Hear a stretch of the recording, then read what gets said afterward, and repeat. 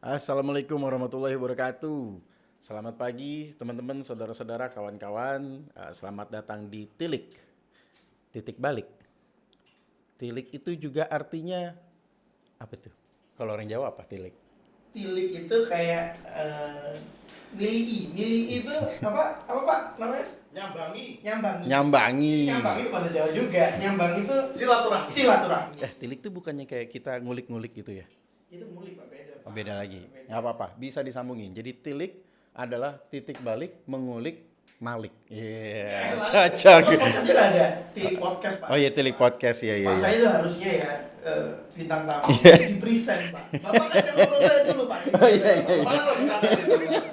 Iya. Nggak apa-apa, Jadi- udah. Lanjut aja. Jadi kan memang ini episode pertama nih. Episode pertama. Dari Tilik gitu kan. Penuh dengan pemakluman. Jadi kalau Jadi- jawabannya kurang memuaskan, ya maklum aja deh.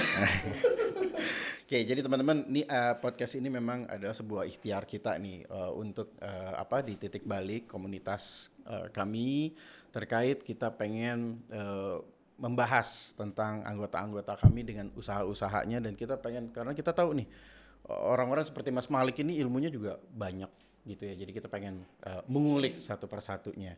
Tapi sebelumnya perkenalkan saya Satria Wicaksono, saya akan meng-host acara ini untuk beberapa waktu ke depan. Dan ini bintang tamunya Mas Malik. Biasanya Kalau ini nggak ada apa present iya, nggak ada present efek ya? bintang tamu terus ada tepuk tangannya. Budgetnya masih minim jadi kok belum bayar mereka gitu. Buzzernya kurang kenceng nih. Nah, Mas Malik ini salah satu tokoh dunia kreatif yang lagi naik daun banget nih khususnya di Jawa Timur nih di Surabaya ya kan. Dengan nama usahanya Malik I. Ya Malik N kan? Iya. Malik I kan? Kayak mazhab gitu. Imam Malik Malik I. I gitu kan. Ya kan ini keren Malik I gitu ya. Malik N. Walaupun kalau mau dimusuh-musuhin juga bisa juga gitu kan ya. Oke, nah Mas Malik, kita tuh pengen banyak belajar dari Mas Malik terutama di dunia kreatif gitu kan ya. Kita juga masih belajar kali. Iya kelihatan sih dari muka juga kan ketika basa-basi. Nah, kalau saya sama Mas Malik ini awalnya kenal di HIPMI ya, Himpunan Pengusaha Muda Indonesia Jawa Timur, Surabaya. Nah, terus akhirnya kita juga kenal masuk kemana-mana. Alhamdulillah kita sekarang ada di titik balik komunitas di mana kita mencoba pengusaha-pengusaha ini walaupun masih dalam keadaan yang kita bisa sebut belum hijrah lah, tapi kita ada niat belajar aja dulu. Tujuannya apa? Supaya ada benang merah nih. Dalam kondisi apapun kita tuh pengen bisa mengenal Allah, tapi kita juga pengen pengembangan acaranya bukan hanya sekedar agama aja. Kita pengen fokus kepada dunia usaha, sosial dan sebagainya macamnya. Oke, itu tadi pengenalan tentang titik baliknya. Kita sekarang masuk ke menilik Mas Malik di Malik I. Keren nih. Efek. Bapak lebih enak kalau lebih deket lagi deh Pak. Kenapa? Gue takut mentok sama gigi gue. Enggak lah, biar enak. Ya udah. Deketin lagi deh Pak. Oke.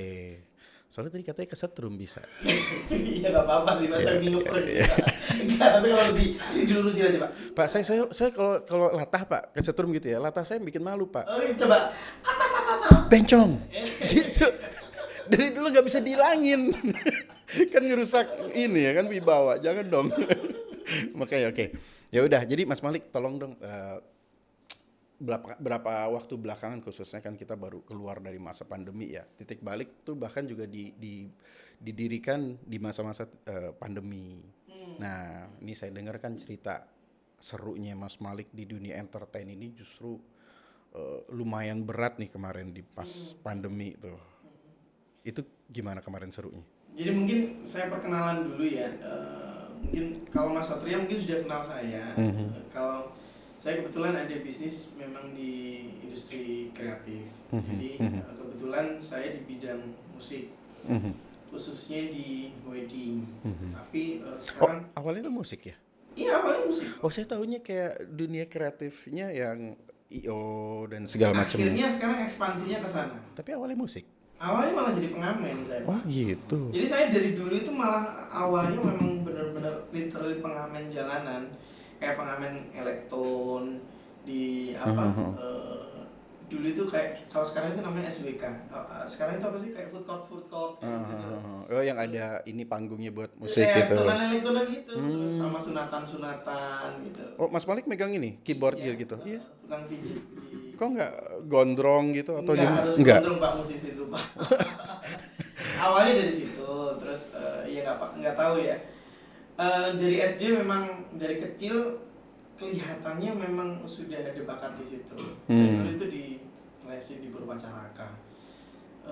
1 bulan saya tiba-tiba langsung naik ke grade 4. Wah, nyogok apa gimana? Kalau nggak salah dulu itu grade 1 itu bayarnya 200.000, grade 3, 2, 3, 4 bulan. Akhirnya cuman 1,5 bulan bapak saya nggak sanggup untuk bayarin. Oh. Karena memang dulu itu sebenarnya karena saya pengennya les, pengen tahu kalau les seperti apa. Akhirnya ya sudah cuman 1,5 bulan berhenti. Tapi karena waktu dulu itu Purwacaraka masih butuh murid, dan kebetulan saya ini murid yang kelihatan berprestasi, akhirnya semi dibeasiswain. Oh gitu. Tapi Purwacaraka nih langsung. Purwacaraka, tapi aku ditampilin untuk perform ini di mall atau kegiatan-kegiatan Purwacaraka. Maksudnya itu kayak dicontohin, oh ini loh ada murid yang berhasil, ada murid yang kompeten. Murni karena skillnya, bakat, skill. atau memang jago ngejilat aja nih? Enggak beneran ya. Mainnya apa? Ini si organ ini tadi, piano tadi, keyboard. Oke. Itu umur berapa, Mas? Saya dulu kelas 4 SD. Oh, ini cerita lama banget berarti ya? Lama banget. Oke. Lama banget. Akhirnya singkat cerita SMP, SMA ngeband. Terus kuliah saya tuh mendirikan komunitas jazz berbasis kampus namanya ITS Jazz. Oke. Nah, di situ mulai belajar bisnisnya. Anak kuliah main jazz ya? Iya. Lumayan langka loh. Makanya komunitasnya sangat dikenal sekali waktu zaman itu. Sampai sekarang alhamdulillah masih dikenal juga. Padahal kan harusnya untuk angkatannya Mas Malik, zaman kuliah itu harusnya zamannya kayak ST12 gitu-gitu kan ya? Iya. Hijau daun gitu. Selera saya agak tinggi. Oh, enggak. Oh, tapi rambut polem. Rambut tetap ikut polem dulu. Ya dulu akhirnya berkomunitas itu akhirnya kayak belajar. Kuliah tapi sering berorganisasi juga. Oke. Ya, organisasinya di bidang musik. Dulu ya akhirnya kayak memanage teman-teman ini talent-talent yang ada di komunitas ITS Jazz itu.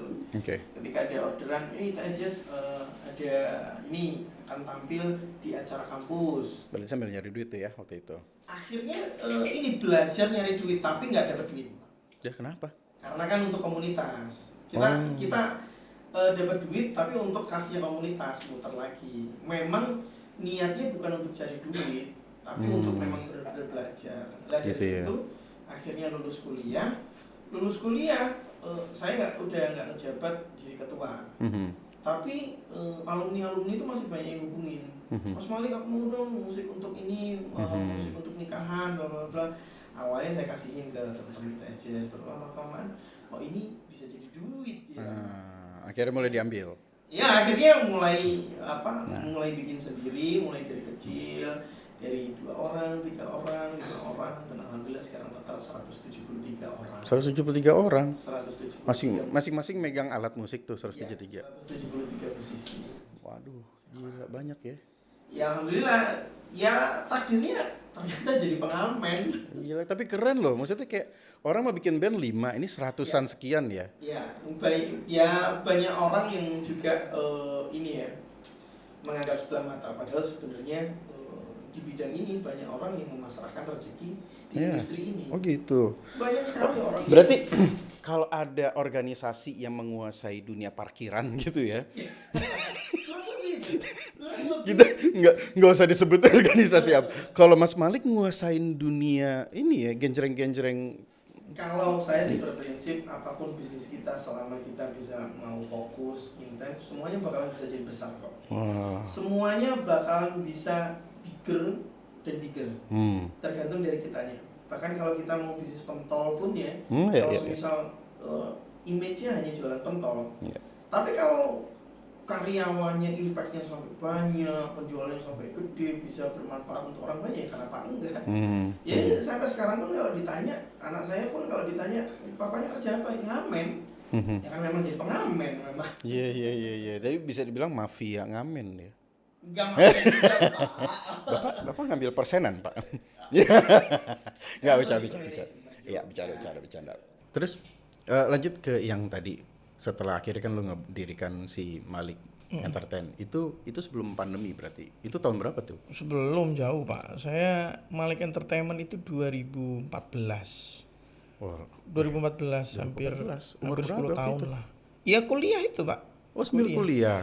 Jadi waktu ITS Jazz itu kan saya 2000 berapa yang ngedirin 2012. Saya belajar manage people itu di komunitas itu 2 tahun. Akhirnya 2014 saya lulus. Oke. 2014 Umur di 20-an. berapa ya Pak ya? Berarti kemungkinan Anda waktu kuliah nggak punya pacar ya? Lebih tepatnya banyak sih Pak. Enggak Pak, satu aja Pak saya Pak. Saya itu setia. Dan alhamdulillah sekarang sampai jadi istri saya. Akhirnya jadi istri. Iya Pak, saya pacaran dari zaman kuliah, tapi pacaran syar'i. Iya. Makin memantapkan tuduhan gue kalau nggak laku ya. Bercanda. Kan yang ketahuan cuma satu Pak. Iya. Oke, lanjut ya. Akhirnya dari 2014 itu lanjut.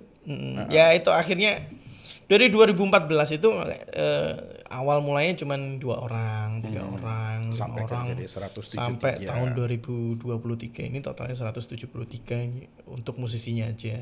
Tapi back office-nya ya masih ada lagi. Oke, selain untuk musik itu Malik kok ke apaan aja bidang? Nah sekarang ya alhamdulillah ekspansinya di dunia event.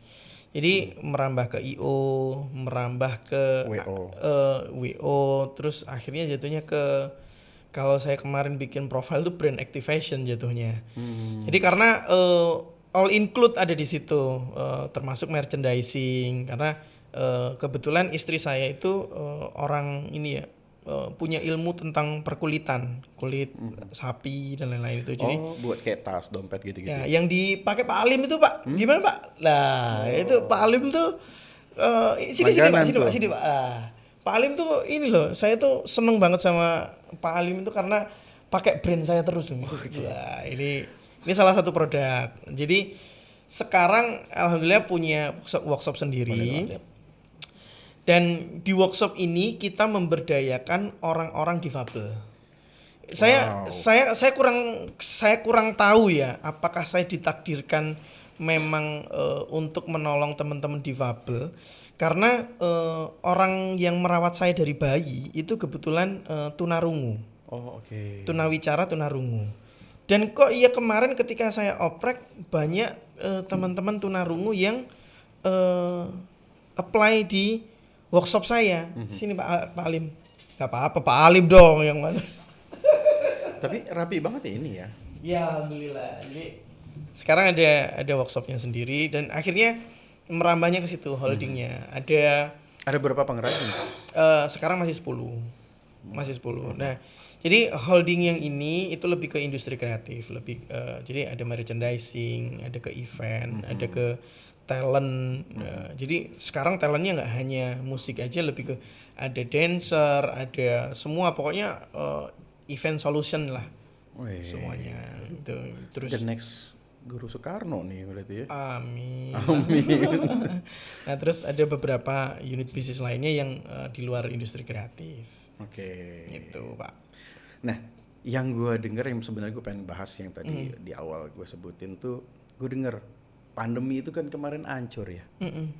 Semua bisnis nggak mungkin nggak kepengaruh. Ya apalagi kalau saya kemarin target marketnya adalah orang yang nikah.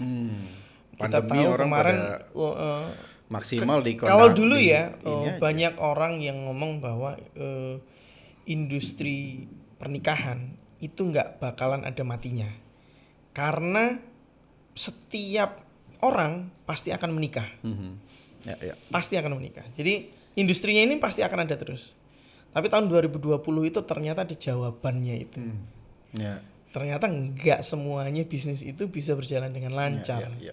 Dan bahkan kemarin industri wedding ini muncul di aturan pemerintah bahwa pernikahan untuk resepsi dilarang diadakan. Ya. Itu masa-masa kelam ya dunia jadi bisnis bahkan itu ya. akad nikah pun maksimal hanya 6 orang.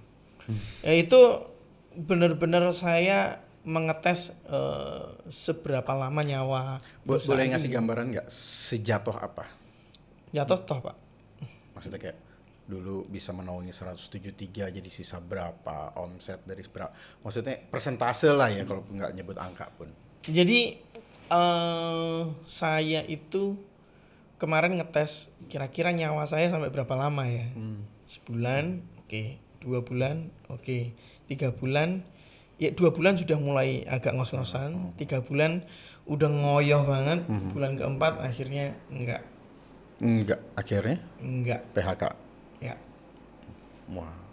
Tinggal 1 saya.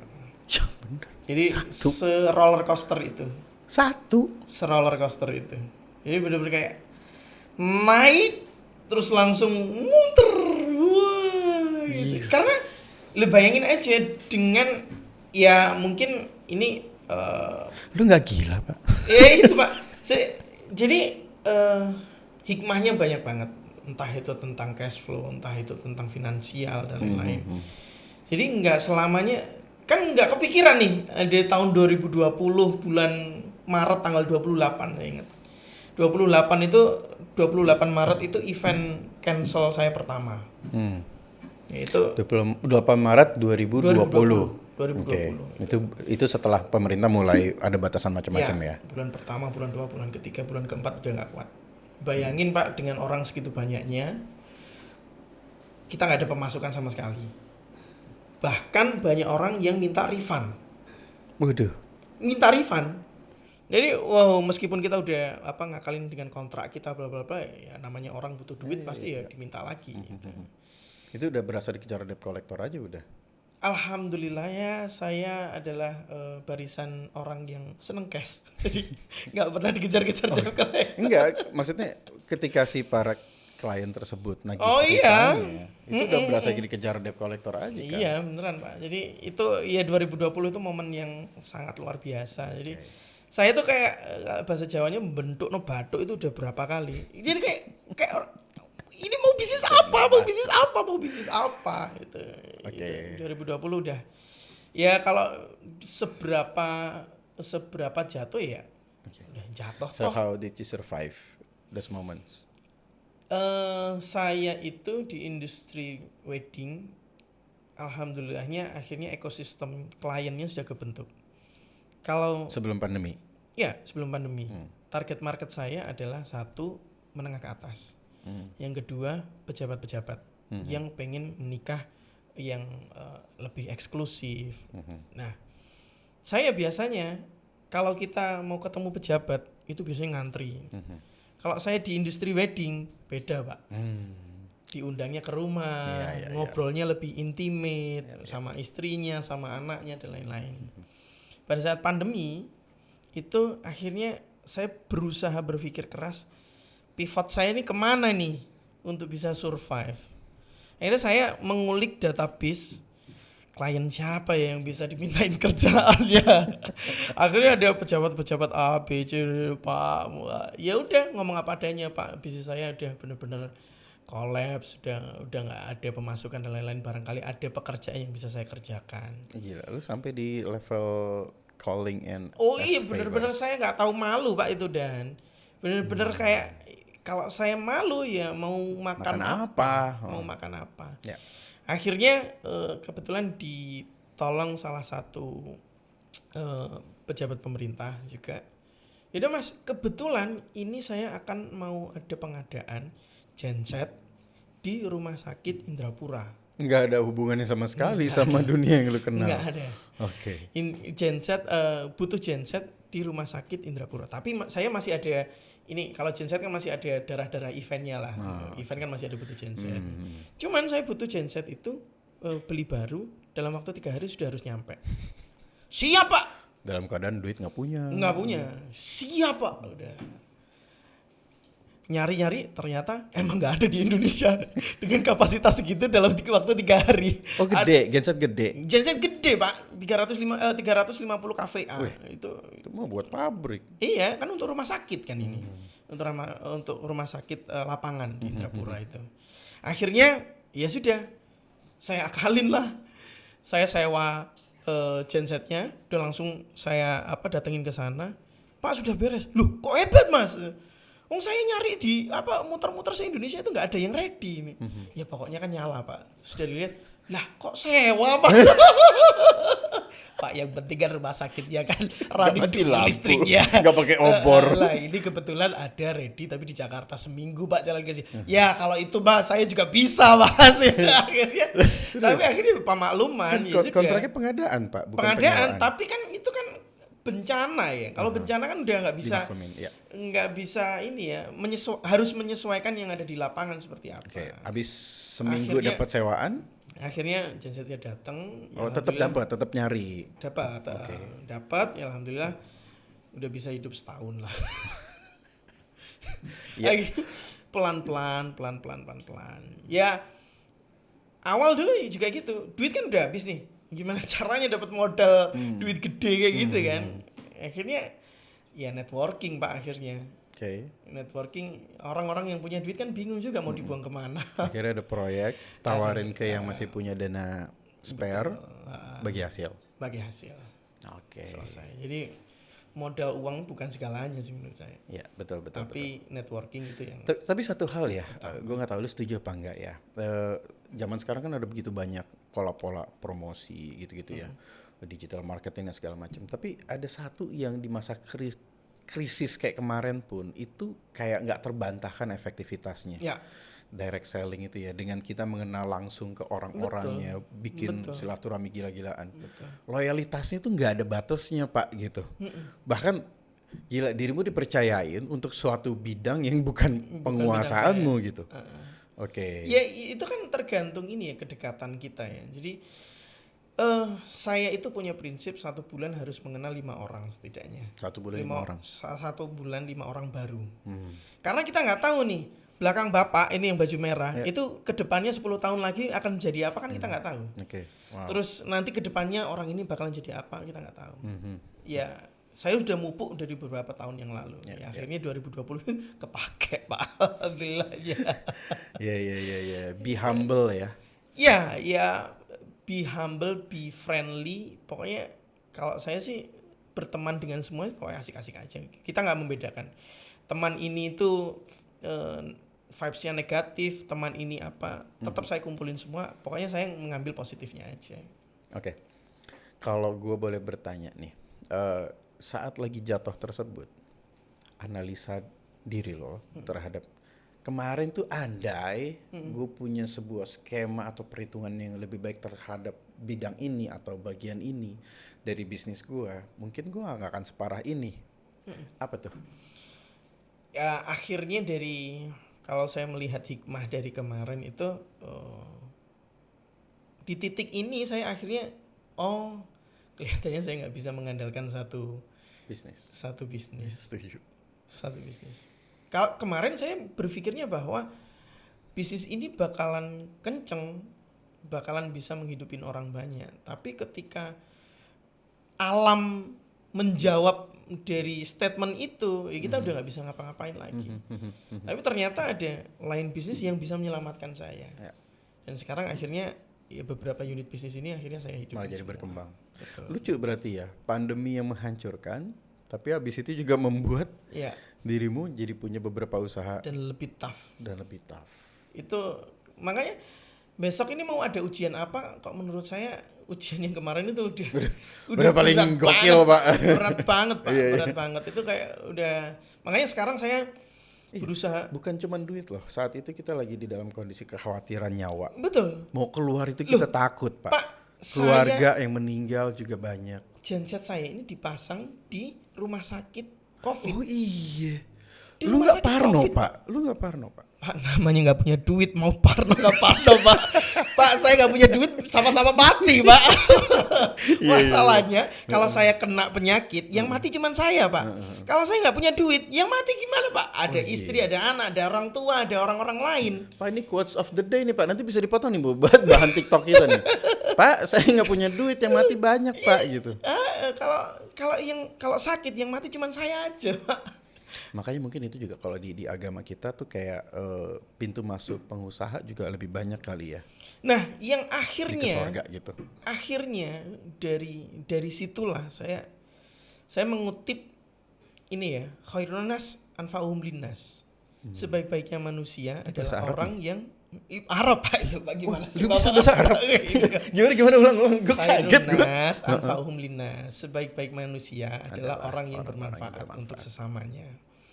Saya nggak ngomong munafik sih, Pak. Tapi buat apa kita kaya sendiri? Buat apa? Ya. Kita kaya sendiri, tapi kalau kakak kita, orang sekitar kita, adik kita, tetangga kita masih ada orang yang susah, itu berarti kayanya itu cuman egois. Wow. Hanya egoisnya sendiri, idealisme sendiri. Oh, aku pengen mobil ini, tapi saudara kandung sendiri masih susah. Paman, bibi. Ya, pandemi kemarin memberikan pelajaran yang sangat berarti sekali, sangat berarti. Tim saya yang dulunya loyal kepada saya, akhirnya sekarang udah nggak punya. Yang kemarin ya udah nggak punya apa-apa. Saya aja udah collapse, apalagi tim saya yang benar-benar dapat uangnya dari saya. Itu berarti kan kita kayak ini ya, ditakdirkan untuk penyalur rezeki ke orang-orang. Saya tuh sampai dulu itu karyawan 1 sama 2 itu bisa bayar. Karyawan 200 juga bisa bayar. Jadi kayak kita itu, oh ya emang berarti kita itu ditakdirkan untuk penyalur rezekinya orang-orang. Dikasih duit banyak, karyawannya cuma 1 apa 2. Itu Ya, buat orang yang nggak memahami, mungkin itu hanya sekedar, wow, lu lagi riak ya. Tapi buat orang yang ada di posisi ini, enggak Pak, itu adalah Ya. sebuah beban amanah yang Betul. andai kata bisa gue lempar ke orang lain. betul, Pak. Beban, Pak, malah. Beban. Jadi ya akhirnya sekarang prinsip saya di tadi. Ya. Sebaik-baiknya manusia adalah orang yang bermanfaat. Jadi kalau kita pengen bermanfaat, ya kalau kita nggak punya bisnis, ya sudah kita bisa mengkontribusikan apa ke entah itu ke komunitas setempat, ke negara, ke masjid, ke tempat-tempat ibadah atau apa. Kita nyapu masjid aja udah bisa bermanfaat bagi orang kan. Oh ternyata masjidnya bersih karena disapuin dibersihin sama orang ini. Ya. Tapi gue notice satu hal Pak tentang lu Pak. Apa itu, Pak? Kita tahu ya, terutama 2023 lu lagi alhamdulillah mulai menanjak kembali ya. Tapi bahkan sebelum pandemi pun lu lagi oke-okenya, gue perhatiin ya. Di saat nih kita teman-teman di beberapa komunitas pengusaha kita tuh kan ada flexing lah ya. Gue melihat pemilihan lu mulai dari segala aksesoris yang lu pakai, mulai dari baju, celana, sepatu dan segala macam. Gue yakin lu mampu. Tapi gue ngeliat pilihan produk yang lu pakai itu kayaknya nggak biasa ya. Ada unsur itu tadi nggak sih? Iya, Salah nggak betul. gue? Nggak, benar-benar. Jadi saya itu sebenarnya Pak, kalau mau beli brand luar itu dimarahin istri saya. Istri saya itu orang yang concern akan brand lokal. Yang benar-benar sampai ini ya, ada 2 aplikasi ojek online. Satunya dari luar Indonesia, satunya dari Indonesia. Gojek sama Grab. Ya elah Bapak nyebutin, Pak. Udahlah belum terkenal juga nih podcast. Tapi saya itu benar-benar kayak udah pakai Gojek aja. Iya. Grab itu punya sebelah ngapain? Ya meskipun sekarang Gojek yang punya saham juga orang luar juga. Tapi setidaknya itu lahir dari Indonesia. Jaket yang saya pakai ini brand Indonesia semua. Kaos, celana semua brand Indonesia semua. Abis ini gue mau sebutin ini harga berapa nih Bang? Celana berapa nih Bang? Saya Berapa, mah Bang? dengan PD menyebutkan harga ini karena ini brand lokal. Iya. Ini harga 250.000 brand Bandung. Iya. Jadi Maksud gue pun ngelihat ini di lo tetap kelihatan oke gitu. Iya. Jadi balik lagi emang hanya sekedar ilusi aja dan menurut gue dengan lo memanfaatkan kayak begituan ya itulah bentuk sebenarnya dari Ya, pengembangan manusia lo. Kalau saya sih biasanya berusaha untuk membeli dari teman sekitar dulu. Iya, iya, iya. Ketika Tapi bini lo hebat ya. Apa ya, salah ngundang idealis, gua? Pak. Enggak, Pak, saya inspiratif juga kok, Pak. Iya, saya yakin. Baru kali ini ada orang yang pasang inspiratif juga, Pak. Self-claim. Self-proclaim. Gak apa-apa. Iya itu, jadi ketika teman-teman ada yang punya bisnis apa, pasti saya memulai dari teman-teman. Makanya kayak kemarin salah satu binaannya inkubator bisnisnya Titik Balik, ada yang bisnis parfum. Oh, mana punya, nih yang punya Nick bisnis ya? parfum? Apa namanya? Reverses. Ya, jadi saya berusaha untuk mana nih, sampai saya samperin ke tempatnya. nyamperin kemana? Nyamperin. Oh ya? Saya nyamperin. Wow. Saya nyamperin Terus mana nih gimana? apa Bagus? parfum. Ya bagus, alhamdulillah. Daripada saya beli brand-brand luar, ya mendingan kita nolongin temen. Toh ya juga kalau parfum itu ya orang nggak tahu. Ini orang parfumnya 1 juta nih. Ini parfumnya 50.000. Botolnya nggak kita pamerin ini, Pak. Nggak kita kalungin juga kan? Pak. Enggak juga, Pak. Yang Iya, dipamerin kan baunya, Pak. Masa iya kita, saya kemana-mana Iya, bawa iya, botol iya. parfum. Enggak. Jadi ya mulai dari bermanfaat orang sekitar dulu, baru kita dari lingkup kecil, lingkup besar ke besar-besar. Oke. Usaha lain sekarang selain Malik Ada- yang lu akan fokuskan kepada itu ya, pengembangan kader ya, supaya lu bermanfaat seperti tadi lu bilang. Ada nggak? Ya, jadi fokusnya kalau dari dari holding saya ini akhirnya kita memanfaatkan teman-teman kompetensi yang ada. Jadi akhirnya sekarang gesernya ke pengadaan pemerintah, tapi masih inline kayak merchandising, terus pengadaan-pengadaan yang kemarin kita sudah pernah ya, termasuk genset kemarin akhirnya dipelajari lagi. Jadi ya sekarang memanfaatkan kompetensi yang ada di holding. Pak, gue mau nanya tentang gimana lu ngembangin diferensiasi untuk Malik Ya. ini ya. Ya. Karena ada banyak yang usaha sejenis, gue yakin kompetitor seperti Ya. itu. Tapi gue ngeliat ada hal yang berbeda banget yang lo terapkan di usaha lo ini, sehingga makanya ini juga kok kayaknya setiap ada acara yang lo yang megang itu kayak punya sebuah ciri khas tertentu. Pertama gue lihat sih memang dari lu nya sendiri ya. Tiba-tiba lu nongol dengan ngebawa si Ya. apa namanya, alat musik apa tuh yang Gitar. kayak ya, hah? Gitar namanya. Gitar. Gitar. Oke. Terus juga kemarin ya ide-ide si WO yang lu pegang, kalau gue perhatiin nih ya, itu memang ada sebuah trademarknya lah. Lebih kayak entah kenapa jadi hidup banget itu kawinan. Kalau Antara kata- semi kawinan apa semi dangdutan gue gak ngerti, tapi intinya kawinan itu gue lihat hidup gitu. Iya. Maksud gue gimana sih cara lu secara sistematis ya, biar nih kita nih semua bisa belajar bukan cuma tentang cerita, oh kita tahu nih cerita susahnya Malik, bangkitnya gimana, tapi juga suggestion ya yang bisa lo kasih ke orang dalam ngebangun identitas bagi usahanya. Ini kan susah loh. Mengutip kata-katanya Panji Pragiwaksono, lebih beda, lebih baik daripada lebih baik.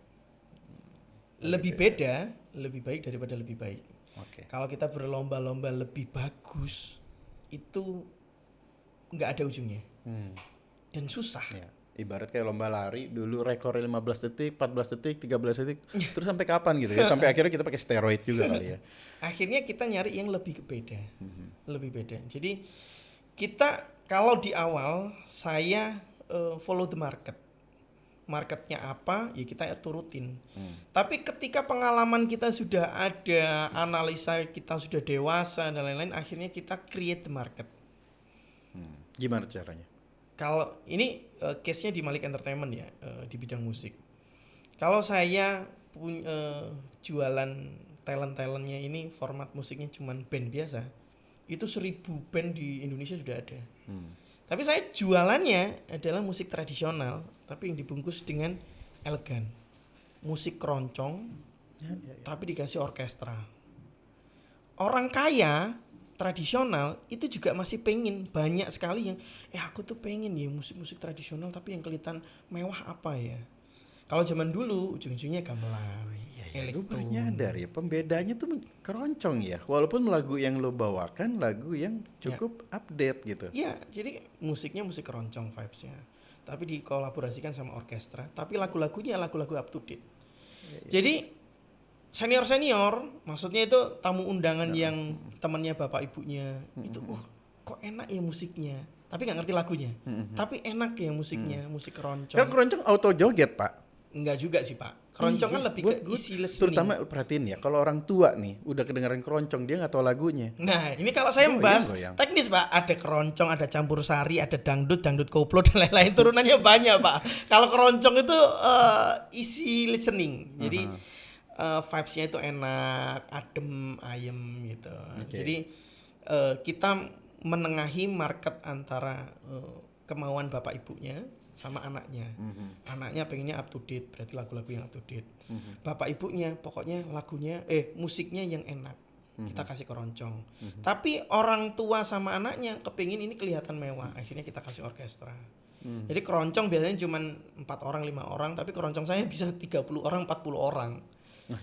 Karena kita kolaborasikan sama orkestra gitu. Jadi kelihatan mewahnya tapi tradisionalnya kena. Nah, ketika saya ngambil band ini tadi, ya udah banyak Pak. Kita mau lebih bagus bandnya kayak apa? Nggak bisa. Gitu-gitu aja udah. Selera. Tapi kalau beda. Akhirnya kemarin kita diajak salah satu bank di Indonesia keliling roadshow se-Indonesia. Mulai dari Batam, Aceh, Medan, Jakarta, Bandung dan lain-lain lah. Sampai ke NTT kemarin. Nah, kalau katakan saya di Jakarta, band juga udah banyak Pak. Tapi kalau orang keroncongan nggak ada Pak. Belum ada ya? Belum ada. Apalagi keroncong orkestra. Nggak ada. Pak, tapi kan otomatis itu orangnya banyak Pak. Baginya juga makin banyak dong. Iya kan rate-nya banyak juga. Dinaikin. Karena kita ngasih value itu yang akhirnya bisa naik. Tapi ada cerita di balik produk saya. Dari teman-teman keroncong ini, tahu nggak yang main siapa? Nggak tahu. Pengamen jalanan dari Bungurasi. Oh iya. Tapi Pengamen kualitasnya? Loh, ya tergantung kita.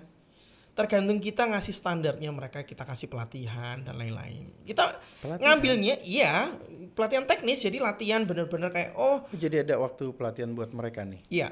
Kan mau nggak mau kita effortnya di situ. Karena berangkat dari tadi khairunas anfa'um linas tadi. Berangkat kita pengen ngangkat derajatnya orang-orang. Kemarin Pak, saya waktu diajak salah satu bank kemarin, saya bawa keroncong dari Bungurasi, diinepin di Nusa Dua Pak, bintang 5 di Bali. Masuk gate aja udah nangis Pak. Terus lepas sendal. Iya Pak, baru gate Pak. Masuk kamar, video call sama anaknya, sama istrinya, sama tetangga-tetangganya. Iki lo, Cak Brutin iki lo, itu Pak. Orangnya yang nangis, saya ikut nangis Pak. Itu bahagianya itu tidak terukur. Enggak bisa dibeli, enggak bisa dibeli. Orang-orang yang dari daerah, orang yang maunya itu dari pengamen jalanan diangkat derajatnya, padahal kalau kita bukannya sombong ya, kalau Bapak mungkin tidur di bintang 5 biasa aja. Itu kan Pak. hotel lama lagi juga. Hotel lama. Tapi kalau orang yang nggak pernah tidur hotel, apalagi tidur di bintang 5, itu ekspresinya kayak gimana? Wah gila. Itu bahagia yang tidak bisa dibeli. Keren Mas asli. Ya berangkat dari. Iya. Kita pengen bermanfaat aja nih. Oke. Tapi gue narik satu hal bahwa itu tadi, ketika lu udah punya value, kita netapin harga udah bukan lagi di masalah perang harga murah-murahan gitu ya. Betul. Karena ya ini ya, teori segitiga piramid ini kan ketika kita narik harga yang di bawah, berarti marketnya memang banyak dan pemainnya sangat banyak. Ketika kita target yang menengah ke atas, memang kuenya kecil, pemainnya juga sedikit. Tapi enaknya kalau di industri saya itu beli pride Pak. Udah nggak peduli lagi soal harga. Saya dengan kompetitor selisihnya itu 5-8 kali lipat. Serius? 5-8 kali lipat dari harga normal. Karena yang dibeli itu bukan musik Pak saya. Ada story di balik itu. Ada diferensiasi di balik itu. Dan ada kreativitas yang harus dihargai.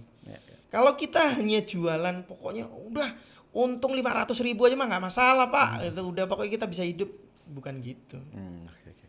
Jadi buat teman-teman nih enggak, saya coba ceritain ya, ketika saya datang ke kawinan atau event yang di Nakhodai sama Mas Malik ini, ada suatu suasana yang enggak didapat dari tempat lain. Contoh, yaitu tadi ketika musik, orang biasa cuma dengerin musik di kawinan, ya begitu aja. Tapi kalau misalnya di acara Mas Malik, semua orang kayak at least setengahnya ikutan joget dan segala macam. Terutama yang orang-orang lebih tua ya, mereka cenderung rasa malu untuk joget, swing dan segala macam. Jadi hidup gitu. Itu sesuatu hal yang saya anggap di Malik value-nya kuat banget ya. Jadi ada salah satu value yang di Malik yang teman-teman sudah tertancap juga tim dari Malik Entertainment, yaitu remember. Jadi tamu undangan, pemangku hajat, semua yang ada di situ harus mengenang di masa momen itu. Itu tugasnya kita. Gimana caranya mereka bisa nginget-nginget acara itu?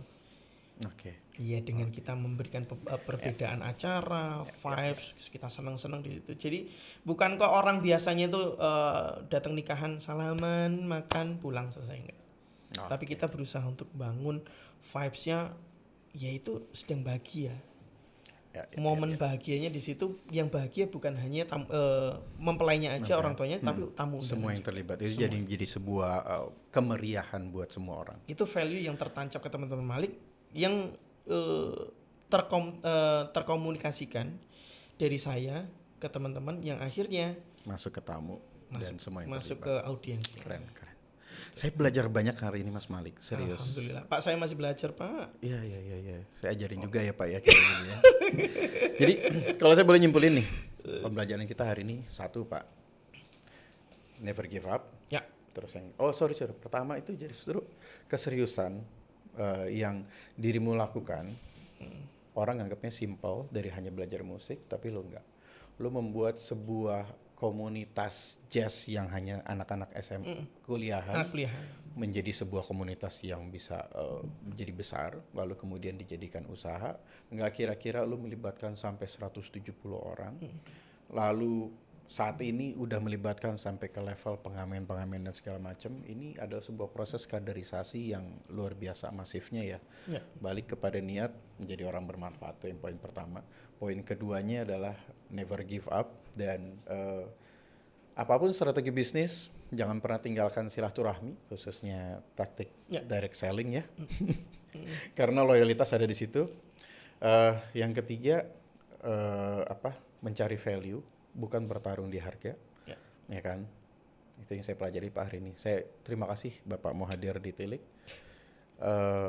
Kenapa? Kurang dekat. Jadi intinya, Bapak ngomong sepanjang tadi kelihatan nggak dengar Pak? dengar Pak. Intinya saya makasih Bapak udah datang nge-sharing. Sama-sama, saya Pak. yakin ini bukan cuma berarti buat saya, tapi buat teman-teman yang mendengarkan. Next time bantuin kita di Titik Balik juga ya untuk mengembangkan Tapi usaha ini ya teman-teman viewers Titik Balik. Jadi saya disclaimer, apa yang saya sampaikan ini bukan semata-mata kita riak ya. Tapi saya berusaha untuk menularkan nilai-nilai bahwa lo ngapain kaya sendirian. Kaya itu bareng-bareng. Kita bisa bermanfaat dengan apa yang kita punya. Entah itu kita punya bisnis, entah itu kita punya tenaga, entah itu kita punya pikiran dan lain-lain, kita bisa bermanfaat semua. Bahkan di saat pegawai lu cuma satu, ya, lu bisa ngelakuin itu. Jadi salah ya nunggu kaya dulu, nunggu salah mampu dong. dulu. Kalau nggak punya duit masih punya tenaga kok Pak. Asik. Kalau nggak punya tenaga masih punya ide. Benar banget. Ya. Terakhir silaturahmi Pak. Siap, betul Pak. Ya, saya ucapin makasih Mas Malik udah Sama-sama. hadir. Salaman dulu dong. Thank you Semoga nanti Mas Satria, tambah sehat-sehat jaya, terus pokoknya, amin. tambah sukses, tambah bermanfaat. Bagi-bagi juga ke kita ilmu-ilmunya ke semua. Padahal tadi lo awal-awal itu buzzernya itu teriak-teriak. Sekarang nggak ada yang teriak. Lagi serius. Ke bawah puasa Pak. Oh puasa, alhamdulillah. Ya udah kalau gitu teman-teman, terima kasih udah menyaksikan sampai akhir. Kita nanti di episode berikutnya kita akan coba melakukan lebih banyak perbaikan. Wabillahi taufiq wal hidayah. Wassalamualaikum warahmatullahi wabarakatuh. Waalaikumsalam warahmatullahi wabarakatuh. Aduh.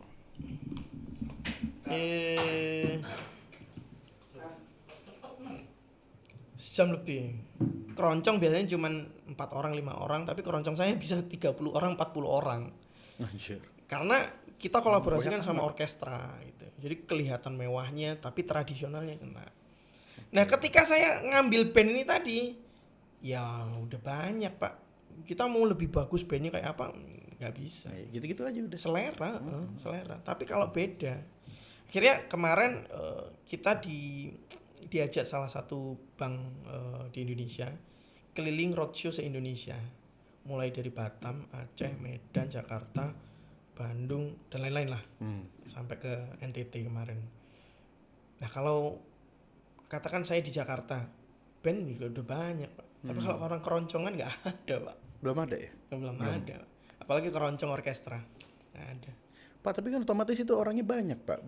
Baginya juga makin banyak dong. Iya kan rate-nya banyak juga. Dinaikin. Karena kita ngasih value itu yang akhirnya bisa naik. Tapi ada cerita di balik produk saya. Dari teman-teman keroncong ini, tahu nggak yang main siapa? Nggak tahu. Pengamen jalanan dari Bungurasi. Oh iya. Tapi Pengamen kualitasnya? Loh, ya tergantung kita.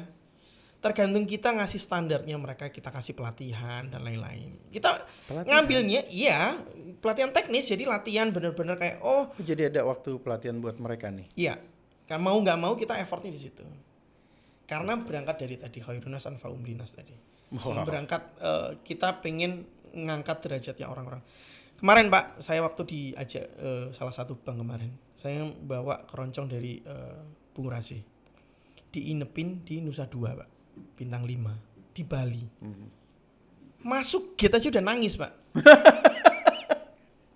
Terus Lepas sendal. iya Pak, baru gate Pak. Masuk kamar, video call sama anaknya, sama istrinya, sama tetangga-tetangganya. Wah, iki lho, Cak Brutin iki lho, itu Pak. Orangnya yang nangis, saya ikut nangis, Pak. Itu bahagianya itu tidak terukur. Enggak bisa dibeli, enggak bisa dibeli.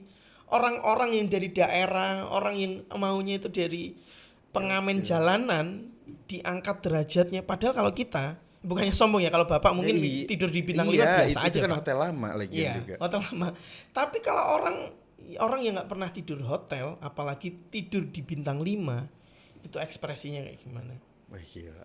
Itu bahagia yang tidak bisa dibeli.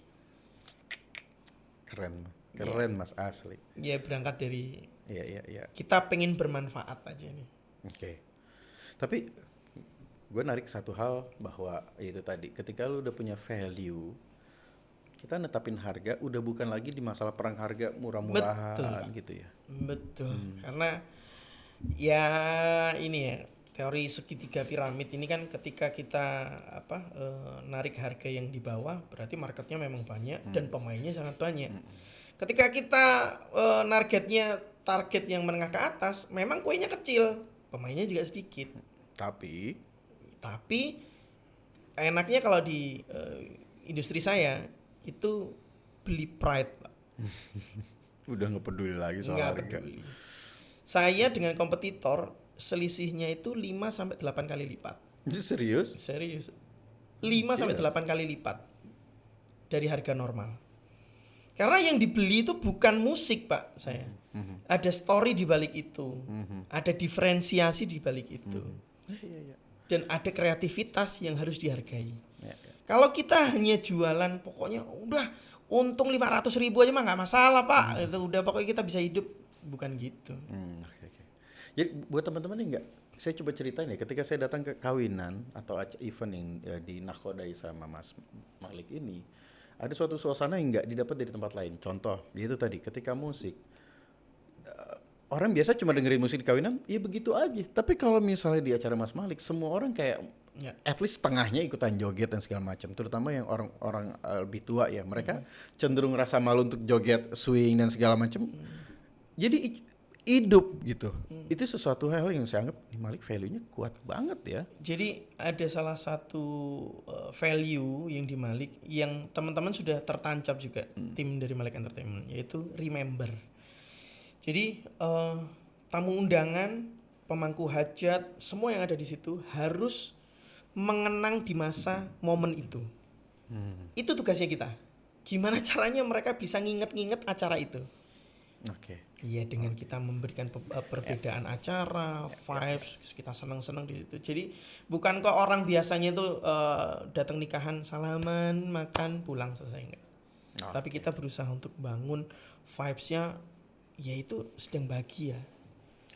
Momen bahagianya di situ, yang bahagia bukan hanya mempelainya aja orang tuanya, tapi tamu semua yang terlibat itu jadi sebuah kemeriahan buat semua orang. Itu value yang tertancap ke teman-teman Malik yang terkomunikasikan dari saya ke teman-teman yang akhirnya masuk ke tamu dan semua yang masuk terlibat. ke audiens. Keren. Saya belajar banyak hari ini Mas Malik, serius. Alhamdulillah. Pak, saya masih belajar, Pak. Iya. Saya ajarin juga ya Pak ya kayak gini ya.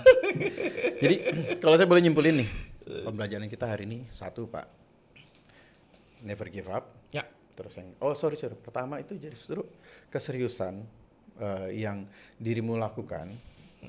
Orang anggapnya simple dari hanya belajar musik, tapi lo enggak. Lo membuat sebuah komunitas jazz yang hanya anak-anak SMA kuliahan menjadi sebuah komunitas yang bisa menjadi besar, lalu kemudian dijadikan usaha. Enggak kira-kira lo melibatkan sampai 170 orang. Lalu saat ini udah melibatkan sampai ke level pengamen dan segala macam. Ini adalah sebuah proses kaderisasi yang luar biasa masifnya ya. Balik kepada niat menjadi orang bermanfaat, itu yang poin pertama. Poin keduanya adalah never give up, dan apapun strategi bisnis jangan pernah tinggalkan silaturahmi, khususnya taktik direct selling ya. Karena loyalitas ada di situ. Yang ketiga mencari value, bukan bertarung di harga, ya kan? Itu yang saya pelajari Pak hari ini. Saya terima kasih Bapak mau hadir di Tilik. Kenapa? Kurang dekat. Jadi intinya, Bapak ngomong sepanjang tadi kelihatan nggak dengar Pak? dengar Pak. Intinya saya makasih Bapak udah datang nge-sharing. Sama-sama, Saya Pak. yakin ini bukan cuma berarti buat saya, tapi buat teman-teman yang mendengarkan. Next time bantuin kita di Titik Balik juga ya untuk mengembangkan Tapi usaha ini ya teman-teman viewers Titik Balik. Jadi saya disclaimer, apa yang saya sampaikan ini bukan semata-mata kita riak ya. Tapi saya berusaha untuk menularkan nilai-nilai bahwa lo ngapain kaya sendirian. Okay. Kaya itu bareng-bareng. Kita bisa bermanfaat dengan apa yang kita punya. Entah itu kita punya bisnis, entah itu kita punya tenaga, entah itu kita punya pikiran dan lain-lain, kita bisa bermanfaat semua. Bahkan di saat pegawai lu cuma satu, ya, lu bisa ngelakuin itu. Jadi salah ya nunggu kaya dulu, nunggu salah mampu dong. dulu. Kalau nggak punya duit masih punya tenaga kok Pak. Asik. Kalau nggak punya tenaga masih punya ide. Benar banget. Ya. Terakhir silaturahmi Pak. Siap, betul Pak. Ya, saya ucapin makasih Mas Malik udah Sama-sama. hadir. Salaman dulu dong. Thank you Semoga Mas nanti Satria, tambah sehat-sehat jaya, terus pokoknya, amin. tambah sukses, tambah bermanfaat. Bagi-bagi juga ke kita ilmu-ilmunya ke semua. Padahal tadi lo awal-awal itu buzzernya itu teriak-teriak. Sekarang nggak ada yang teriak. Lagi serius. Ke bawah puasa Pak. Oh puasa, alhamdulillah. Ya udah kalau gitu teman-teman, terima kasih udah menyaksikan sampai akhir. Kita nanti di episode berikutnya kita akan coba melakukan lebih banyak perbaikan. Wabillahi taufiq wal hidayah. Wassalamualaikum warahmatullahi wabarakatuh. Waalaikumsalam.